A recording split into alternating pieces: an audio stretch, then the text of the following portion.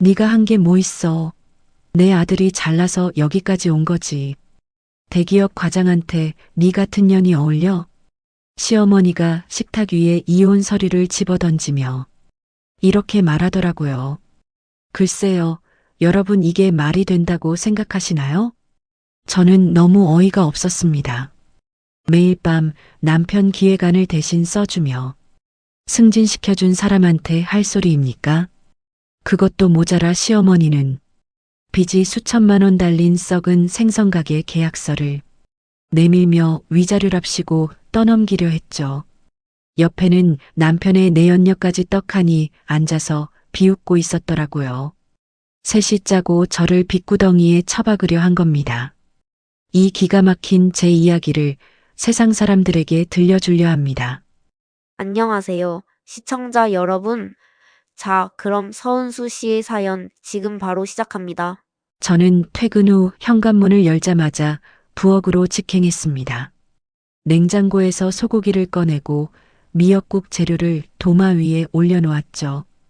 오늘은 민재의 과장 진급이 확정되는 날이었으니까요. 솔직히 말하면 민재의 승진은 절반 이상 제 손에서 나온 겁니다. 매일 밤 민재가 코를 골며 잠든 뒤 저는 노트북을 펴고 기획안을 썼어요. 프레젠테이션 대본도 시장 분석 자료도 전부 제가 새벽까지 눈을 비벼가며 만들었습니다. 민재는 그걸 그대로 들고 가서 발표만 했죠. 회사에서는 민재를 에이스라고 불렀고 저는 그 말이 들릴 때마다 입꼬리를 올렸습니다. 내 남편이 잘 나가는 거니까 그걸로 됐다고 생각했으니까요. 저는 식탁 위에 촛불 2개를 세우고 와인잔을 나란히 놓았습니다. 미역국이 보글보글 끓는 소리가 집안을 채울 무렵 현관 비밀번호를 누르는 소리가 들렸어요. 은수야, 나왔어. 민재의 목소리였습니다. 그런데 그 뒤로 낯선 구두 소리가 하나 더 따라 들어왔죠. 어머니도 오셨어요? 저는 앞치마를 두르고 현관 쪽으로 고개를 돌렸습니다. 민재 뒤에 시어머니 최숙자 여사가 서 있었고 그 옆에 처음 보는 젊은 여자가 한 명 더 서 있었어요. 짧은 원피스에 풀 화장을 한 여자였습니다. 아, 이 친구는 같은 부서 후배 이아름이야. 민재가 구두를 벗으며 아무렇지도 않게 말했습니다. 이번 진급 프로젝트 때 가장 많이 도와준 팀원이거든. 축하 자리라길래 데려왔어.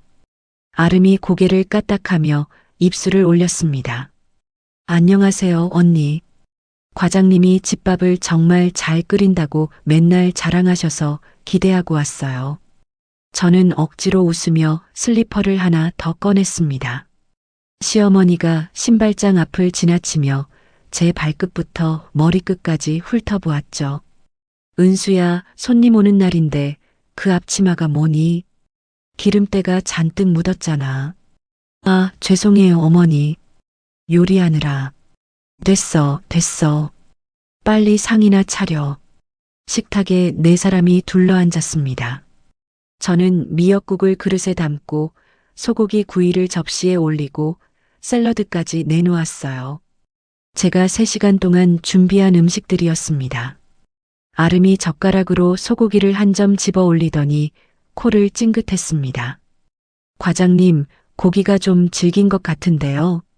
저번에 갔던 레스토랑 스테이크가 훨씬 부드러웠죠. 민재가 피식 웃으며 고개를 끄덕였습니다.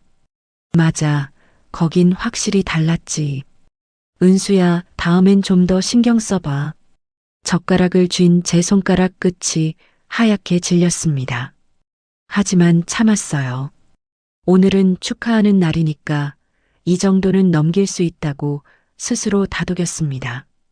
시어머니가 미역국을 한 숟갈 떠서 후루룩 마시더니 숟가락을 탁 내려놓았습니다.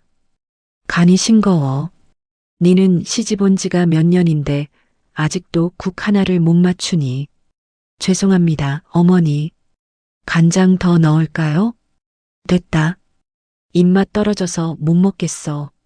시어머니가 손을 내저었습니다. 아름이 냅킨으로 입술을 톡톡 찍으며 민재를 쳐다봤죠. 과장님 부인분 되게 소박하시다. 요즘 세상에 이렇게 꾸밈없이 다니시는 분도 드물어요. 그 말투에는 칭찬이 한 톨도 없었습니다.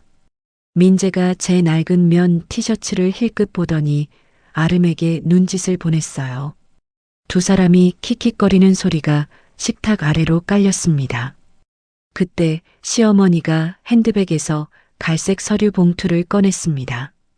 봉투를 식탁 한가운데 탁 내려놓는 소리가 촛불을 흔들었어요. 은수야. 시어머니의 목소리가 달라졌습니다. 차갑고 단단하고 준비된 목소리였죠. 우리 민재가 이제 대기업 과장이야. 네가 한 게 뭐 있어.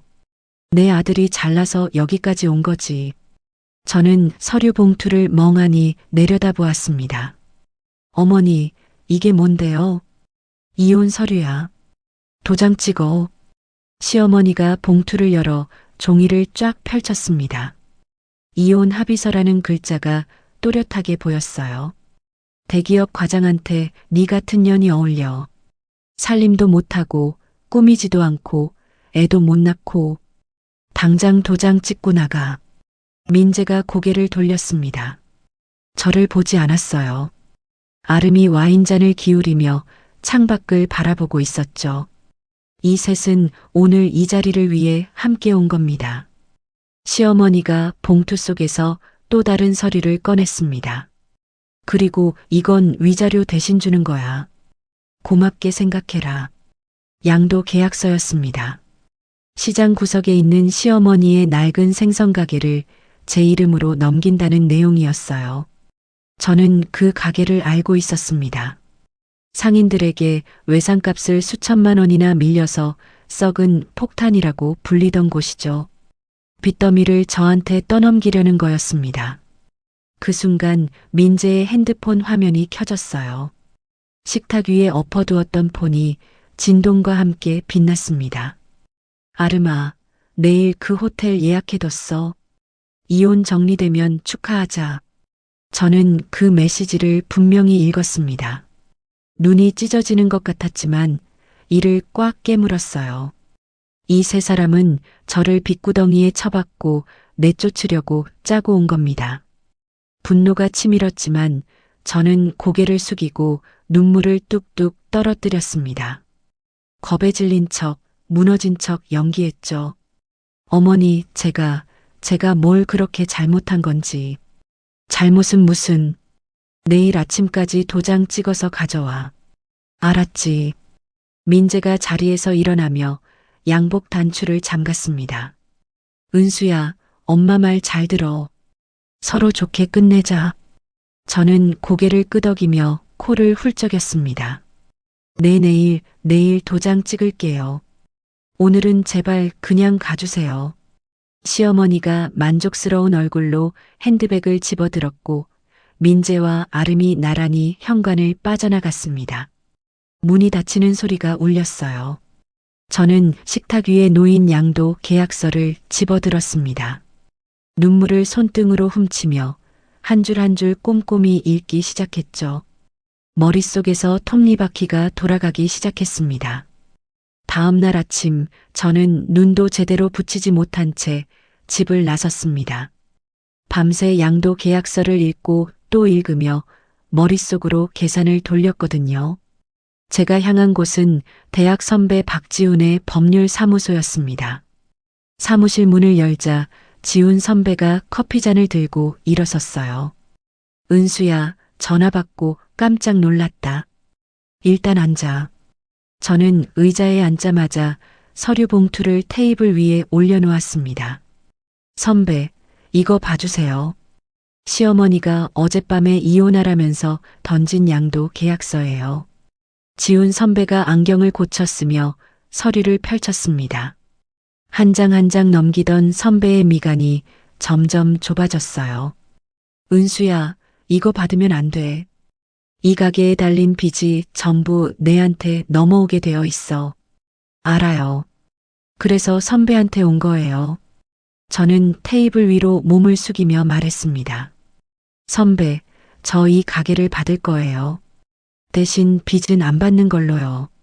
지훈 선배가 커피잔을 내려놓으며 저를 빤히 쳐다봤습니다. 무슨 뜻이야? 계약서를 새로 써주세요. 기존에 밀린 외상값이나 빚은 원래 주인인 시어머니한테 그대로 남고 저한테는 깨끗한 가게 영업권만 넘어오도록요. 지훈 선배가 볼펜을 집어들며 고개를 끄덕였습니다. 그렇게 조항을 넣으면 법적으로 네가 빚을 떠안을 이유가 없어. 근데 시어머니가 이 계약서에 도장을 찍겠어? 찍을 거예요. 저는 단호하게 말했습니다. 그 사람은 그 가게가 골칫덩이거든요. 저한테 빨리 넘기고 싶어서 안달이 나 있어요. 글자 하나하나 읽어볼 사람이 아니에요. 지훈 선배가 입꼬리를 살짝 올리며 컴퓨터를 켰습니다. 알겠어. 30분만 기다려. 빈틈없이 만들어줄게. 프린터가 돌아가는 소리를 들으며 저는 창밖을 내다보았습니다. 가슴이 쿵쿵 뛰었지만 손끝은 차분했어요. 30분 뒤 지훈 선배가 새 계약서 2부를 제 앞에 놓았습니다. 여기, 이 계약서대로면 가게만 내 이름으로 넘어오고 기존 빚은 한 푼도 내 책임이 아니야. 법적으로 완벽해. 고마워요, 선배. 그리고 은수야. 지훈 선배가 볼펜을 테이블에 톡 놓으며 말했습니다. 이혼 서류도 내가 다시 검토해 줄게. 위자료 청구 가능한 부분 체크해 놓을 테니까 서두르지 마. 저는 서류를 가방에 넣고 자리에서 일어났습니다. 집으로 돌아오니 거실에 시어머니와 민재가 나란히 소파에 앉아 있었어요. 시어머니는 다리를 꼬고 앉아 리모컨을 만지작거리고 있었고 민재는 핸드폰만 들여다보고 있었죠. 왔어? 시어머니가 고개를 들며 물었습니다. 어머니, 여기요. 저는 가방에서 서류를 꺼내 시어머니 앞에 내밀었습니다. 양도 계약서하고 이혼 서류, 제가 깨끗하게 다시 출력해 왔어요. 여기 도장 찍어주시면 제가 직접 법원에 가서 접수할게요. 시어머니의 눈이 반짝 빛났습니다. 서류를 낚아채듯 집어들더니 첫 장만 힐끗 보고는 핸드백에서 인감도장을 꺼냈어요. 잘 생각했어. 빨리 끝내자. 민재가 핸드폰에서 눈을 떼지 않은 채 중얼거렸습니다. 엄마, 빨리 찍어. 나 오후에 약속 있어. 시어머니가 인감도장에 빨간 인주를 묻혀 꾹꾹 눌렀습니다. 양도 계약서에 한 번, 이혼 서류에 한 번. 시어머니는 도장을 찍으면서 콧노래까지 흥얼거렸어요. 빚덩어리를 떠넘겼다는 기쁨에 취한 얼굴이었죠. 됐다. 이제 짐 싸서 나가. 네, 어머니. 정리하고 나갈게요. 저는 서류를 받아 가방에 넣으며 고개를 숙였습니다. 시어머니가 현관으로 향하며 민재의 어깨를 톡 쳤어요. 아들, 가자. 엄마가 갈비찜 해줄게. 두 사람이 나간 뒤 저는 곧바로 움직였습니다. 먼저 은행에 전화를 걸었어요. 이 집 전세금은 제 이름으로 되어 있었거든요. 전세금을 담보로 받을 수 있는 최대 한도의 대출을 신청했습니다. 은행 직원이 서류 확인 후 당일 오후에 입금해 주겠다고 했어요. 다음으로 부부 공동 명의로 된 예금과 적금 통장을 전부 해지했습니다. 인터넷 뱅킹으로 제 개인 통장에 하나하나 이체를 완료했죠. 3년 동안 아끼고 모은 돈이었습니다.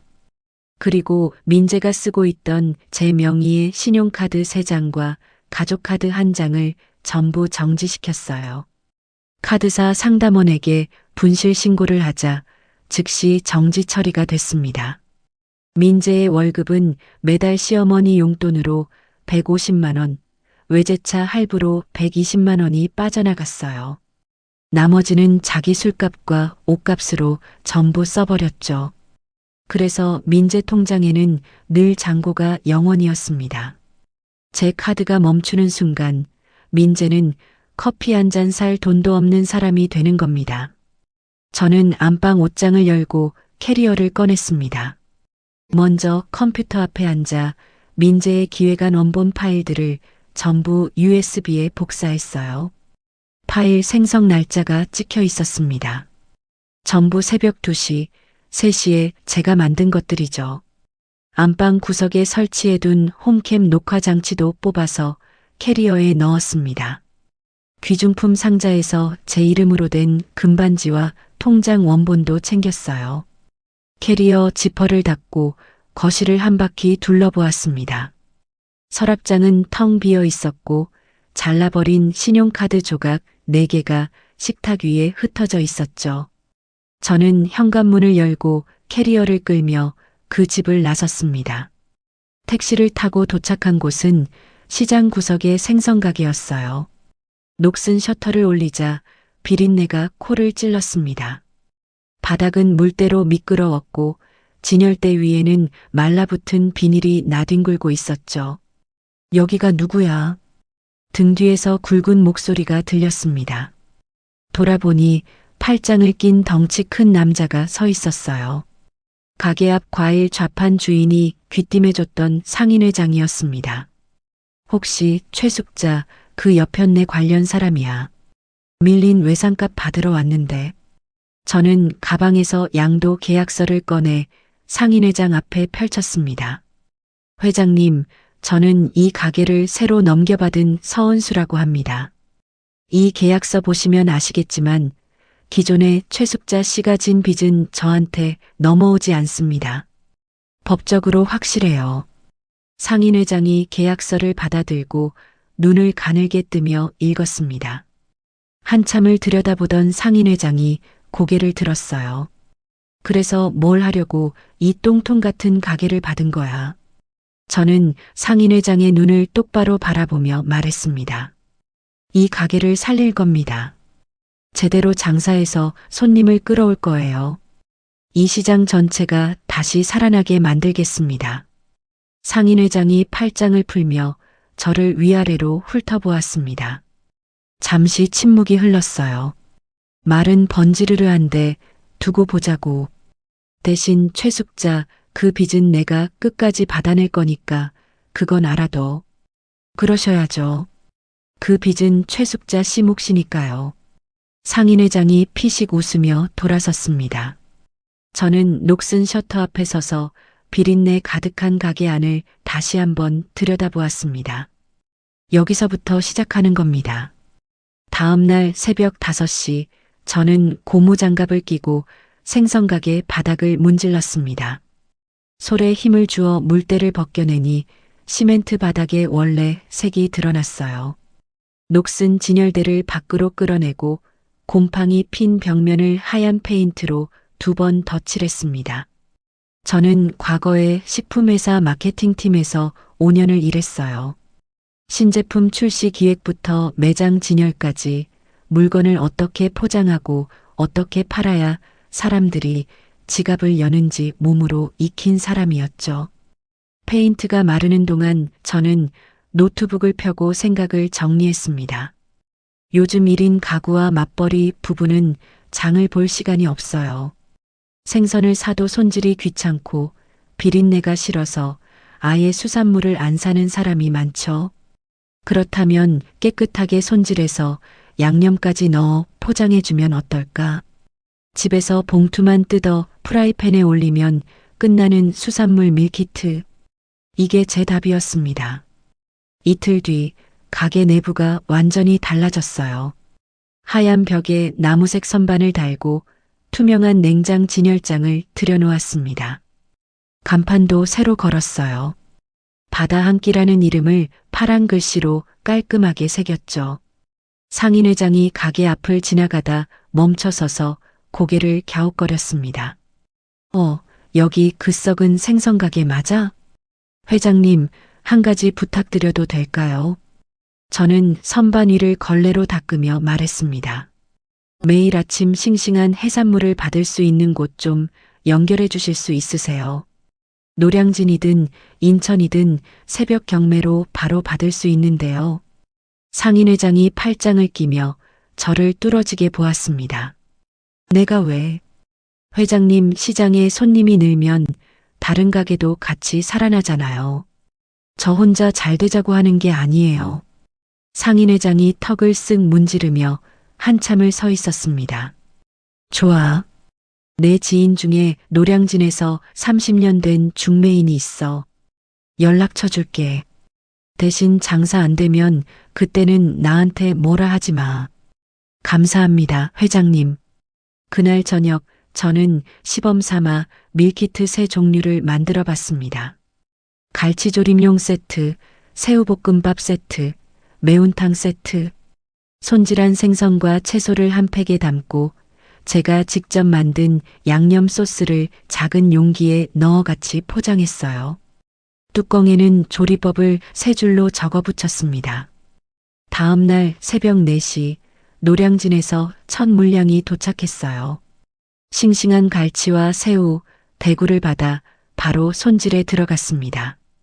칼을 잡고 비늘을 긁고 내장을 빼고 한 토막씩 잘라 포장 용기에 담았어요. 손끝이 얼얼했지만 오전 9시 개점 전까지 50팩을 완성했습니다. 개점 시간에 맞춰 저는 동네 맘카페와 지역 인터넷 게시판에 글을 올렸어요. 사진을 예쁘게 찍어서 올리고 첫날 한정 반값 행사를 걸었죠. 바다 한 끼 오픈 기념, 오늘만 반값. 손질 다 해놨으니 프라이팬에 5분이면 끝. 오전 10시쯤 첫 손님이 들어왔습니다. 유모차를 끌고 온 젊은 엄마였어요. 여기가 맘카페에서 본 그 가게예요? 갈치조림 세트 하나 주세요. 네, 여기요. 집에 가셔서 팬에 소스랑 같이 넣고 조리기만 하시면 돼요. 포장팩을 건네자 젊은 엄마가 눈을 동그랗게 떴습니다. 우와, 이렇게 깨끗하게 손질되어 있어요? 비린내도 안 나네. 그 엄마가 나간 뒤로 손님이 하나둘 밀려들기 시작했어요. 맘카페 글을 보고 왔다는 주부들이 줄을 이었습니다. 매운탕 세트가 먼저 동이 났고 갈치조림이 뒤따랐죠. 낮 12시가 채 안 됐는데 50팩이 전부 팔렸습니다. 빈 진열장 앞에서 저는 허탈하게 웃음이 터졌어요. 내일은 100팩 만들어야겠다. 그 다음 날은 100팩을 준비했는데 오후 2시에 완판됐습니다. 그 다음 날은 150팩을 만들었는데 오후 1시에 다 나갔어요. 맘카페에 후기 글이 올라오기 시작했거든요. 바다 한 끼 갈치조림 세트로 남편한테 칭찬받았어요. 새우볶음밥 세트 아이가 너무 잘 먹어요. 또 사러 갑니다. 가게 앞에 줄이 서기 시작한 건 개점 5일째부터였습니다. 아침 9시 개점 전부터 대여섯 명이 서 있었고 일주일 뒤에는 20명이 넘었어요. 제 가게 앞에 줄이 늘어서니 신기한 일이 벌어졌습니다. 줄을 서서 기다리는 손님들이 옆에 있는 과일 가게에도 들르고 건너편 야채 가게에서 팔을 한 단 집어들고 떡집에서 떡도 사갔어요. 죽어가던 시장 골목에 사람이 붐비기 시작한 거죠. 과일 가게 아주머니가 제 가게 앞으로 와서 고개를 숙였습니다. 아가씨, 고마워. 네 가게 온 뒤로 우리도 매출이 2배가 됐어. 야채 가게 아저씨도 엄지를 치켜 세우며 웃었어요. 처음에 빚쟁이 가게 인수했다길래 미쳤나 했는데 내가 사람을 잘못 봤어. 상인 회장이 어느 날 저녁 가게 셔터를 내리는 저에게 다가왔습니다. 서 사장. 상인 회장이 처음으로 저를 사장이라 불렀어요. 시장 상인들이 다 고마워하고 있어. 앞으로 필요한 거 있으면 말해. 내가 돕겠어. 감사합니다, 회장님.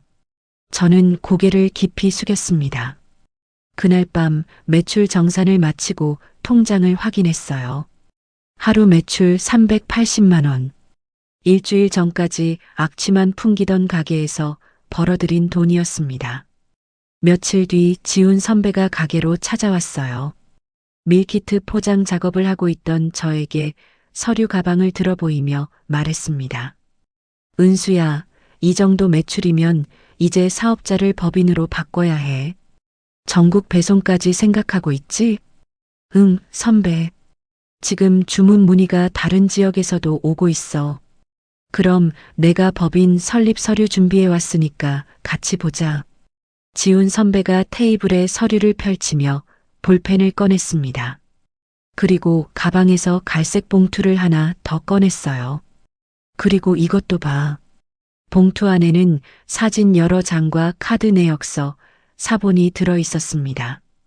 민재와 아름이 나란히 식당에 들어가는 사진, 호텔 로비에서 팔짱을 끼고 있는 사진, 그 아래로 회사 법인카드로 결제한 내역이 줄줄이 적혀 있었어요.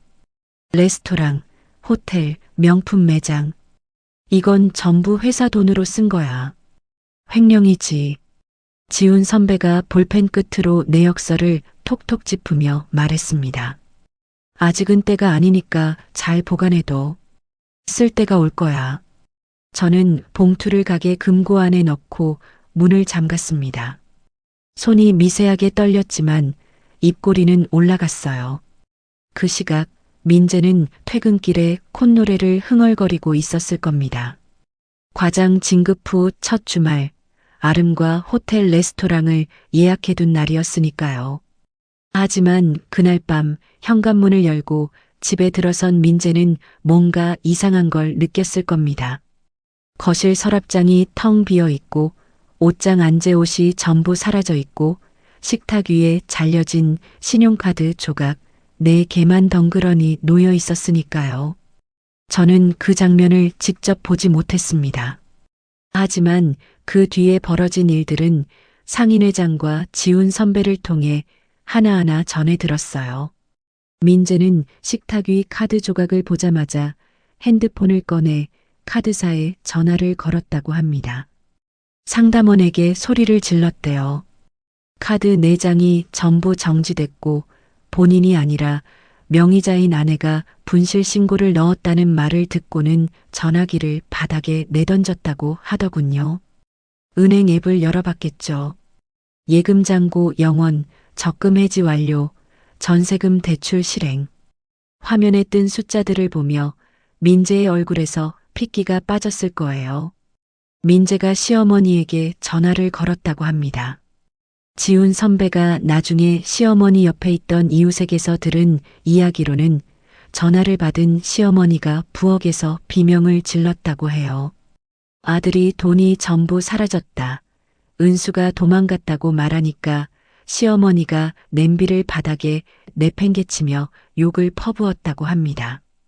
하지만 민재에게는 그날 밤 예약된 약속이 있었죠. 아름과 최고급 호텔 레스토랑에서 식사하기로 한 날이었으니까요. 민재는 혹시 카드가 오류일 수도 있다는 생각에 양복을 차려입고 레스토랑에 나갔다고 합니다. 이 이야기는 나중에 그 레스토랑 직원이 인터넷에 올린 글을 통해 알게 됐어요.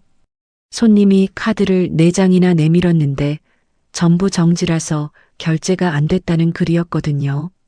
스테이크 2접시, 와인 1병, 디저트까지 주문한 뒤 계산서를 받아든 민재가 카드를 내밀었겠죠. 직원이 돌려줬을 거예요. 다른 카드를 꺼내도 안 되고 또 다른 카드를 꺼내도 안 되고 식당 안 사람들의 시선이 쏠리는 가운데 민재가 이마에 땀을 닦으며 지갑을 뒤졌지만 현금은 한 장도 없었다고 합니다. 결국 식당 매니저에게 고개를 숙이고 신분증을 맡긴 채 돈을 가져오겠다고 사정했다고 하더군요. 아름이 자리에서 벌떡 일어서며 민재에게 쏘아붙였다고 해요. 돈이 없는 거냐고, 카드가 4장이나 안 되는 게 말이 되냐고. 민재가 일시적인 문제라며 붙잡았지만 아름은 핸드백을 어깨에 걸치고 식당을 나가 혼자 택시를 타버렸다고 합니다. 레스토랑 직원의 글에는 이렇게 적혀 있었어요. 양복 입은 남자가 여자한테 버림받고 호텔 앞에서 혼자 서 있는 거 보니까 좀 불쌍하더라. 회사에서도 상황은 다르지 않았습니다. 이 이야기는 지훈 선배가 민재 회사에 아는 사람을 통해 확인한 거예요. 과장 진급 후 첫 번째 프로젝트 발표가 잡혔거든요. 그동안은 제가 밤마다 만들어준 기획안을 그대로 읽기만 하면 됐죠. 하지만 이제 저는 없었습니다. 민재가 직접 기획안을 써야 했어요. 빈 화면 앞에 앉아 2시간을 끙끙댔지만 문서 한 장을 제대로 완성하지 못했다고 합니다. 발표 당일 임원 회의실에 선 민재는 화면에 띄운 자료를 보며 횡설수설했대요. 부장이 발표를 중단시키고 민재를 복도로 불러내서 대놓고 질타했다고 합니다. 과장이 쓴 기획안이 신입사원 수준도 안 된다고, 지금까지 어떻게 일한 거냐고. 한때 부서의 에이스라 불리던 민재가 하루아침에 프로젝트도 못 돌리는 무능한 사람으로 찍힌 겁니다. 시어머니 쪽 소식은 상인회장이 직접 전해줬어요. 어느 날 저녁 가게 셔터를 내리는데 상인회장이 담배를 물고 다가왔습니다. 서 사장, 웃긴 일이 있어서 왔어. 뭔데요, 회장님? 상인회장이 담배 연기를 후 내뿜으며 말했습니다. 오늘 낮에 최숙자가 시장에 왔더라고. 가게 맞은편 기둥 뒤에 숨어서 여기를 한참 쳐다보고 있었어. 시어머니가요? 응. 줄 서 있는 손님들 보고 계산대에서 돈 나가는 거 보고 다리에 힘이 풀렸는지 바닥에 주저앉아서 한참을 울더라고. 상인회장이 피식 웃었습니다. 자기가 빚더미라고 버린 가게에서 매일 현금이 쏟아져 나오니까 배가 아팠겠지. 저는 아무 말도 하지 않았습니다. 그냥 셔터 잠금 장치를 채우며 고개만 끄덕였어요. 그날 밤부터 제 핸드폰에 부재중 전화가 쌓이기 시작했습니다. 시어머니 번호로 12통, 민재 번호로 8통. 다음 날은 시어머니 27통, 민재 15통. 그 다음 날은 시어머니 49통. 문자도 밀려왔어요. 은수야, 전화 좀 받아라. 우리 이야기 좀 하자. 네 시어미한테 이럴 수 있어? 당장 전화해. 제발 좀 받아. 한 번만 만나자. 저는 문자를 읽지도 않고 알림을 꺼버렸습니다. 아름 쪽 소식은 지훈 선배가 알려줬어요. 선배가 민재 회사 내부 사정을 파악하는 과정에서 들은 이야기였습니다. 돈줄이 끊긴 민재를 차버린 아름은 같은 부서의 다른 유부남 팀장에게 접근했다고 해요. 그런데 그 모습을 민재가 사내 복도에서 목격한 거죠. 두 사람이 복도 한가운데서 고성을 질러댔다고 합니다. 지훈 선배의 지인이 그 자리에 있었대요. 민재가 아름에게 배신자라고 소리치니까 아름이 카드 한 장 못 긁으면서 뭔 자격이 있냐고 쏘아붙였다고요. 지나가던 직원들이 다 멈춰서 구경했다고 하더군요. 그날 저녁 시어머니 집에서는 더 큰 소동이 벌어졌다고 합니다. 이것도 나중에 지훈 선배가 시어머니 아파트 경비원을 통해 확인한 건데 밤 10시쯤 위층에서 소음 신고가 들어왔대요. 접시 깨지는 소리, 의자 넘어가는 소리, 모자가 밤새 소리를 질렀다고 합니다. 민재가 엄마한테 가게를 왜 줬냐고 따졌고 시어머니는 네가 마누라 관리를 못하니까 이 꼴이라고 맞받아쳤다고 해요. 빈털터리가 된 모자는 서로의 목을 물어뜯으며 싸웠다고 합니다.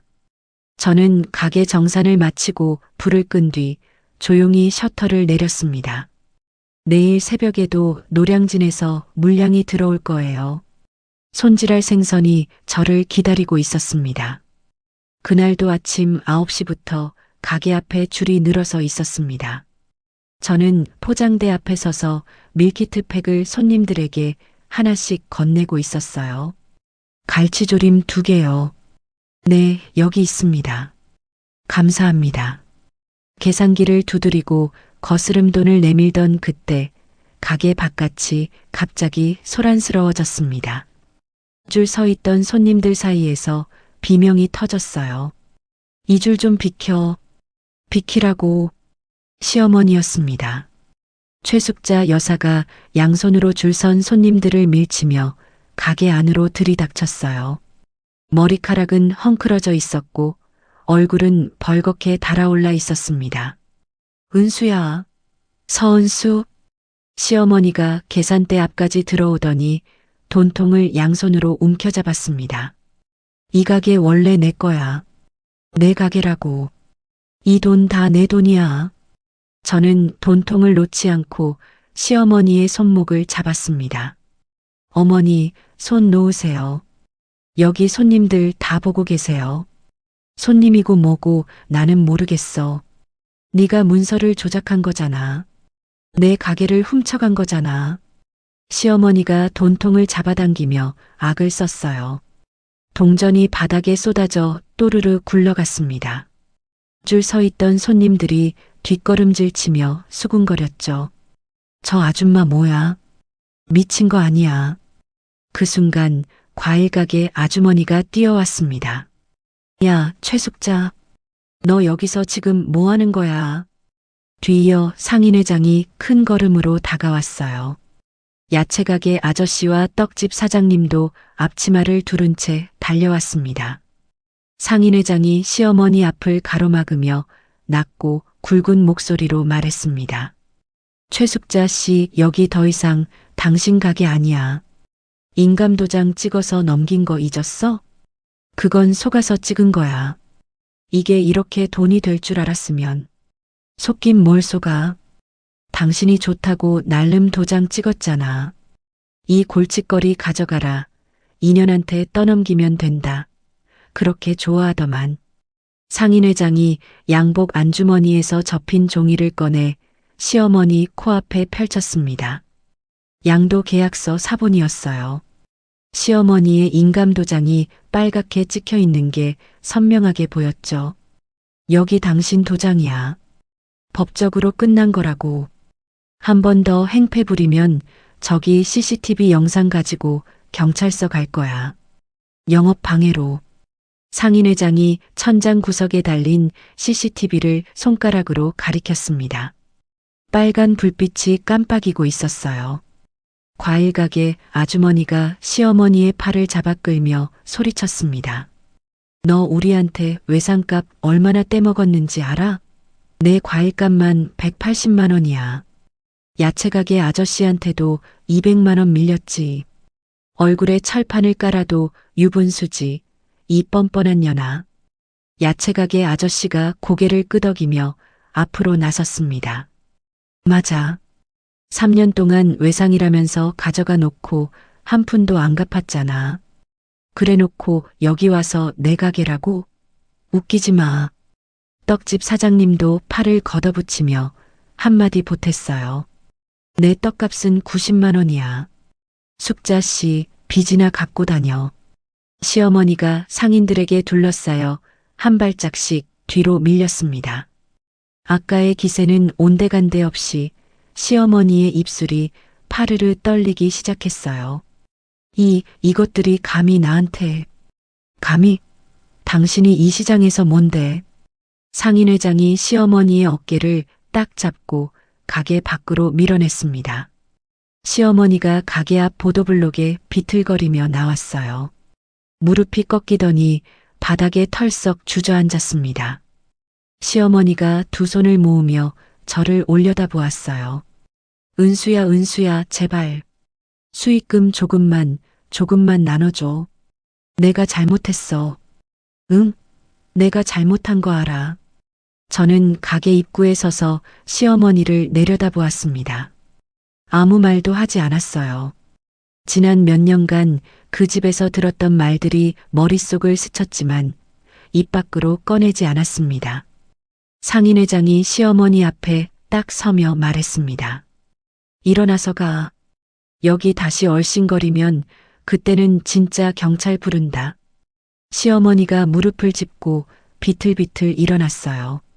상인들의 눈초리를 등에 받으며 시장 골목을 빠져나가는 시어머니의 뒷모습은 한없이 작아 보였습니다. 그날 저녁 가게 셔터를 내리려는데 누군가 셔터 아래를 붙잡았습니다. 고개를 숙이고 보니 민재였어요. 양복 무릎이 시멘트 바닥에 닿아 있었습니다. 은수야. 민재의 목소리가 갈라져 있었어요. 내가 잘못했어. 다 내가 잘못한 거야. 이혼 서류 접수 아직 안 했지? 제발 취소하자.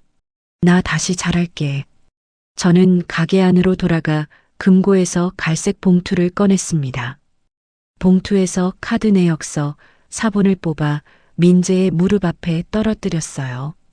민재가 종이를 집어들었습니다.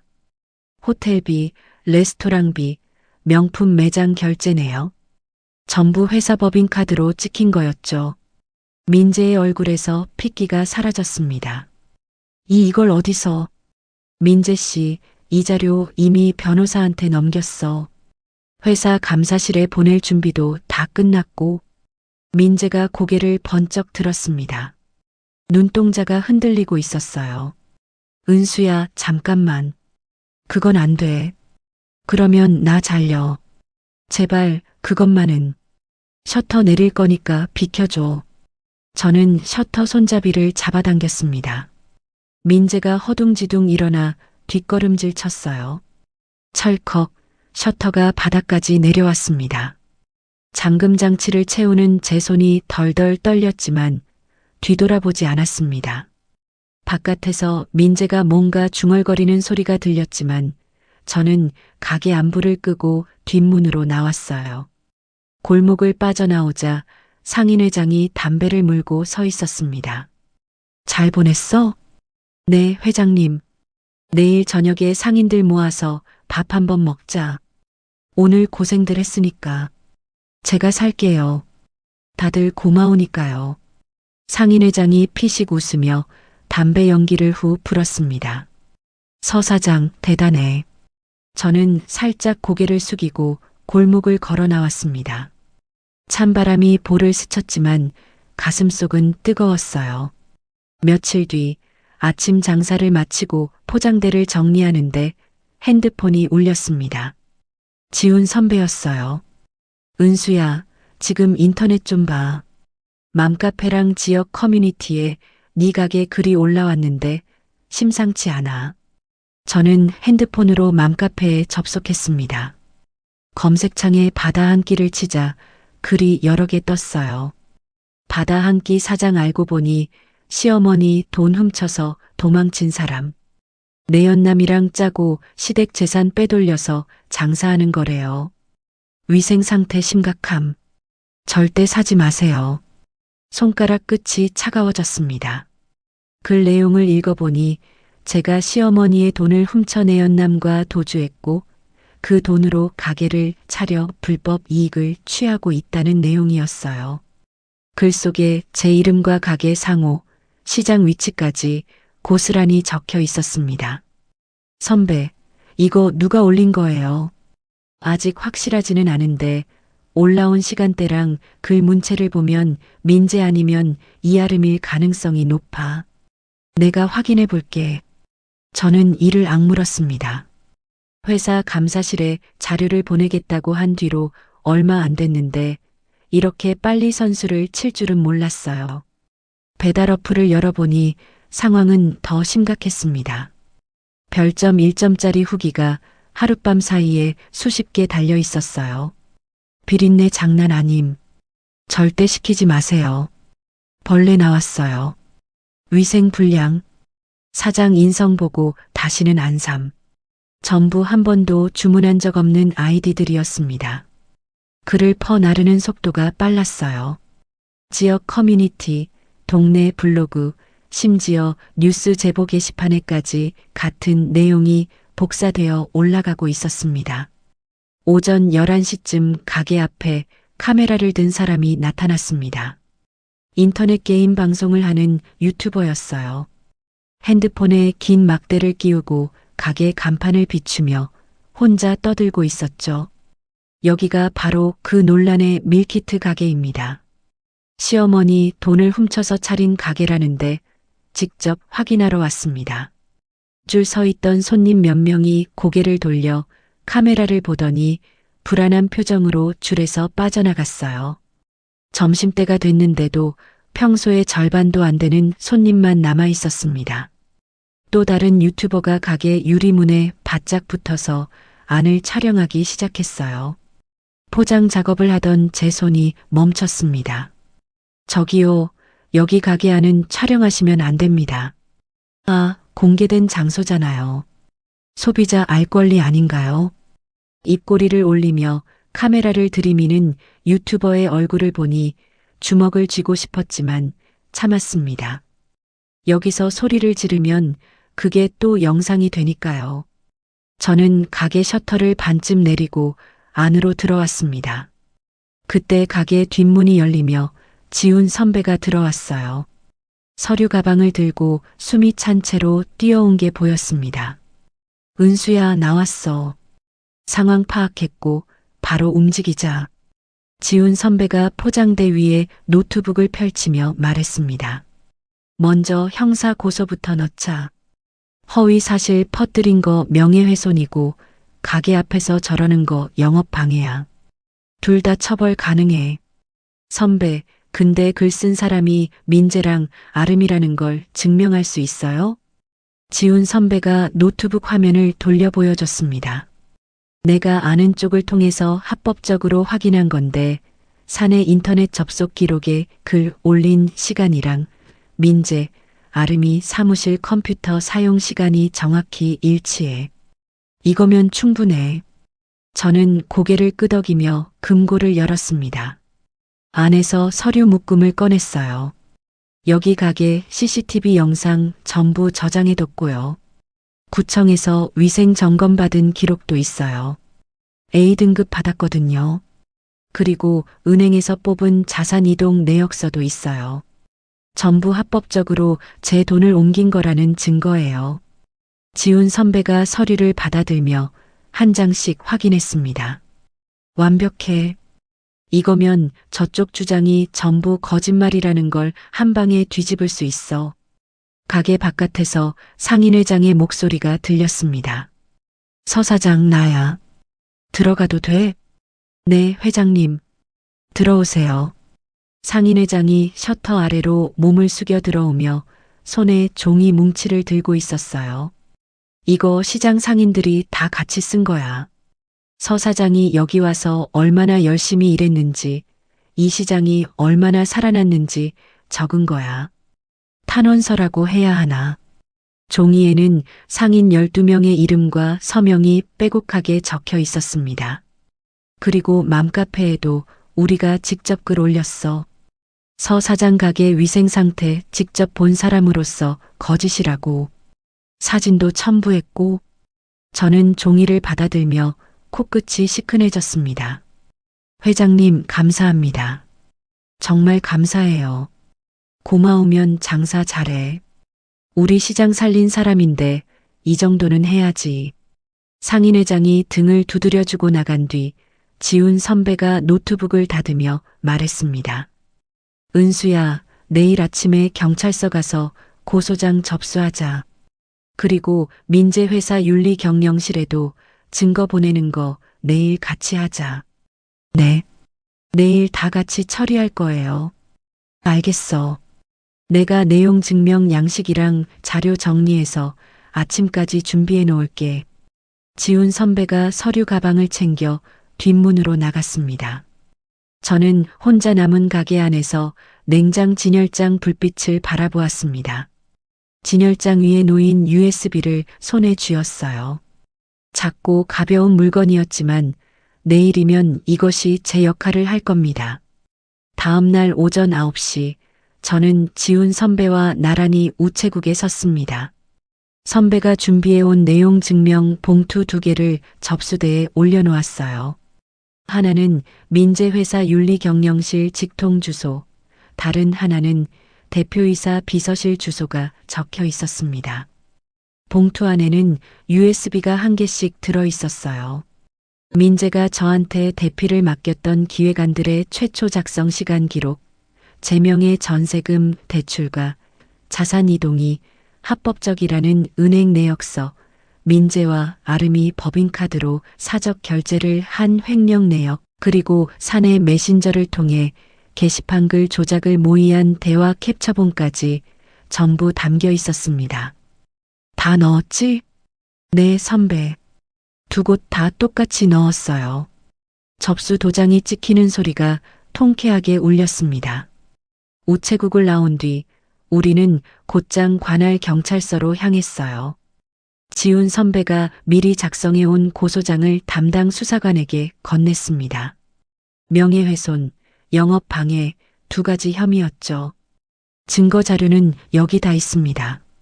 사내 인터넷 접속 기록, 글 작성 시간 일치 자료, 피해 가게의 위생 점검 기록, 상인들, 탄원서까지 전부요. 수사관이 서류를 받아들며 고개를 끄덕였습니다. 접수하겠습니다. 피고소인들에게 조만간 출석 통보 나갈 겁니다.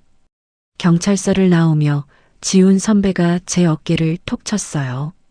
이제 기다리기만 하면 돼. 이틀 뒤 저는 민재회사 맞은편 카페에 앉아 있었습니다. 창가 자리에서 아메리카노를 한 모금 마시며 회사 정문을 바라보았어요. 오후 2시쯤이었습니다. 회사 로비 유리문이 열리더니 민재가 나왔어요. 양복 어깨가 축 처져 있었고 얼굴이 누렇게 떠 있었습니다. 그 뒤로 아름도 나왔어요. 2 사람 모두 입술을 꽉 깨물고 있었고 안내하는 직원을 따라 엘리베이터 쪽으로 걸어갔습니다. 윤리 경영실이 있는 층으로 올라가는 거였죠. 저는 커피잔을 천천히 내려놓으며 그 뒷모습을 지켜보았습니다. 나중에 지훈 선배를 통해 들은 이야기입니다.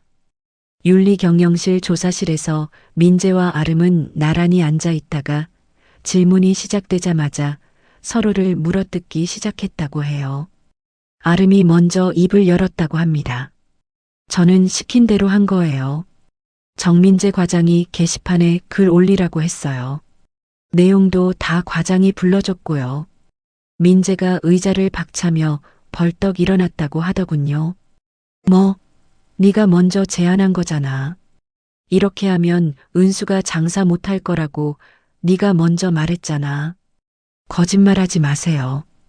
과장이 사무실에서 제 컴퓨터로 올리라고 시킨 거예요. 야, 이아름. 지금 나한테 다 뒤집어 씌우는 거야? 조사관이 테이블을 탁 치며 2 사람을 제지했다고 합니다. 하지만 둑이 무너진 것처럼 서로의 치부를 쏟아내기 시작했대요. 아름이 민재의 기획안 대필 사실을 폭로했다고 합니다.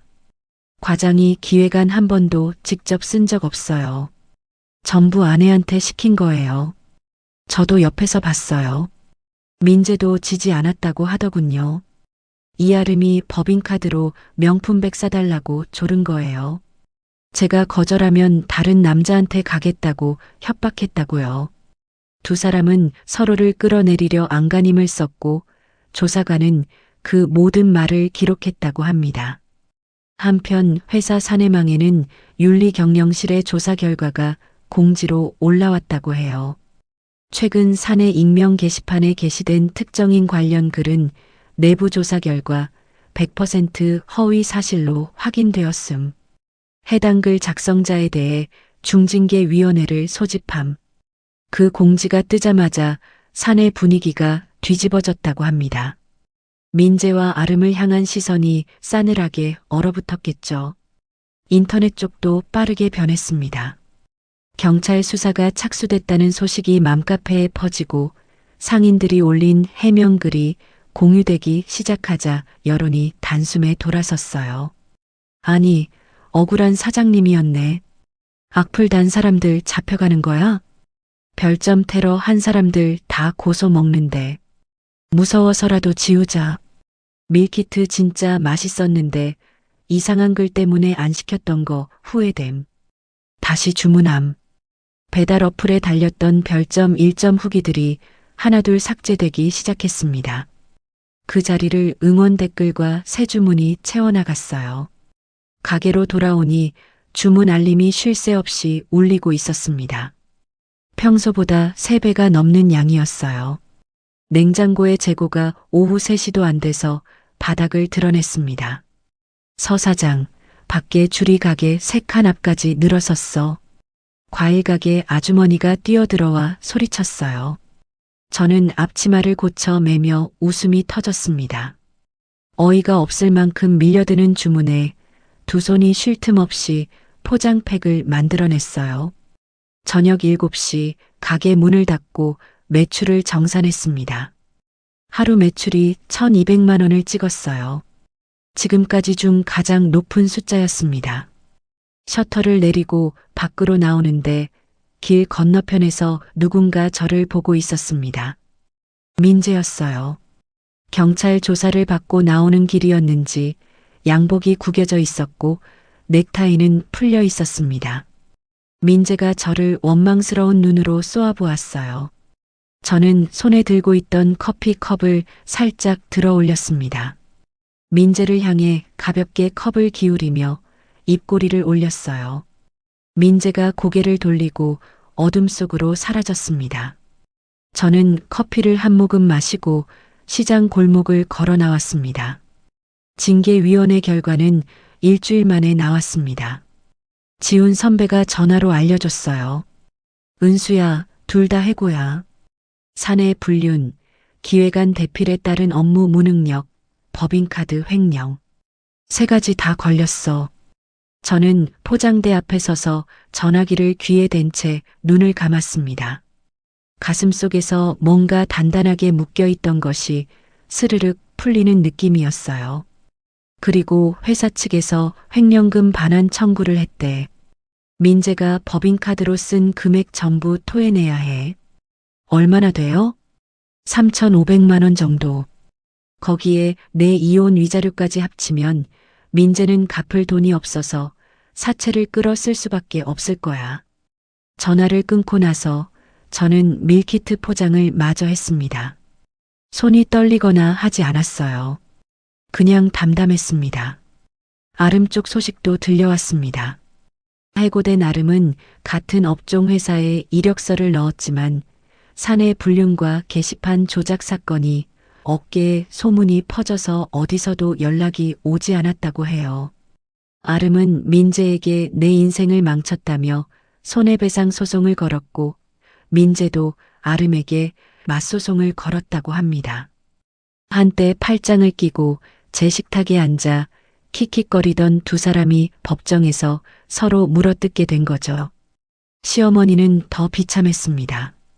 제 가게에서 난동을 부린 것에 대한 벌금이 나왔고 상인들이 밀린 외상값을 받기 위해 재산 조회를 넣었어요. 시어머니 명의로 남아있던 집 보증금이 압류됐고 결국 외곽의 작은 월세방으로 쫓겨났다고 합니다. 모든 법적 절차가 마무리된 날 저는 가게 문을 하루 닫았습니다. 상인회장과 지훈 선배를 불러 시내 한우 전문점에 자리를 잡았어요. 고기가 석쇠 위에서 지글거리는 소리를 들으며 저는 잔을 들었습니다. 선배 회장님, 진심으로 감사합니다. 두 분 아니었으면 저 아직도 그 집에서 울고 있었을 거예요. 상인회장이 소주잔을 부딪히며 허허 웃었습니다. 서 사장이 잘해서 그런 거지. 내가 뭘 했다고. 시장 살려준 건 서 사장이야. 지훈 선배가 고기를 한 점 뒤집으며 말했어요. 은수야, 너 원래 이렇게 대단한 사람이었어. 그동안 민재 뒤에 숨어 있었던 거지. 이제 안 숨어요. 저는 웃으며 소주를 한 모금 마셨습니다. 그 뒤로 6개월이 흘렀어요. 바다 한 끼는 시장 구석의 작은 가게에서 전국 배송을 하는 회사가 됐습니다. 지훈 선배가 법인 설립을 도와줬고 상인회장이 연결해준 노량진 수산 유통망으로 물량을 늘렸어요.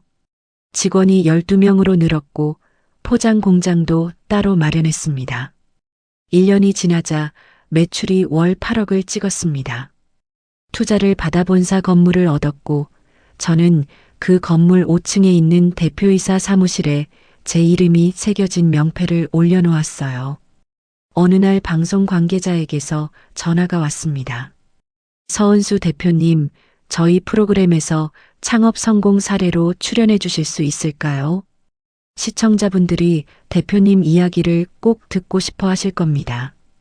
처음에는 망설였지만 수락했습니다. 제 이야기가 누군가에게 힘이 될 수 있다면 그걸로 충분하니까요. 방송 출연 뒤로 강연 요청이 줄을 이었어요. 창업 강연, 시니어 교양 프로그램, 라디오 인터뷰. 어느새 저는 사람들 앞에 서서 제 이야기를 하는 게 자연스러워졌습니다. 상인회장과 시장 상인들은 저희 회사의 주요 식자재 납품 파트너가 됐어요. 매달 안정적인 납품 대금이 상인들 통장에 들어갔고 저는 시장 환경 개선 사업에 매년 큰 돈을 후원했습니다. 과일 가게 아주머니는 납품 계약서에 도장을 찍으며 눈물을 글썽였어요. 서 사장, 우리가 네 편 들길 잘했어. 정말 잘했어. 아주머니가 처음에 시어머니 잡아주셨잖아요. 제가 더 고맙죠. 어느 가을 아침 저는 기사가 모는 차를 타고 방송국으로 향하고 있었습니다. 강남 교차로에서 신호에 걸려 차가 멈췄어요.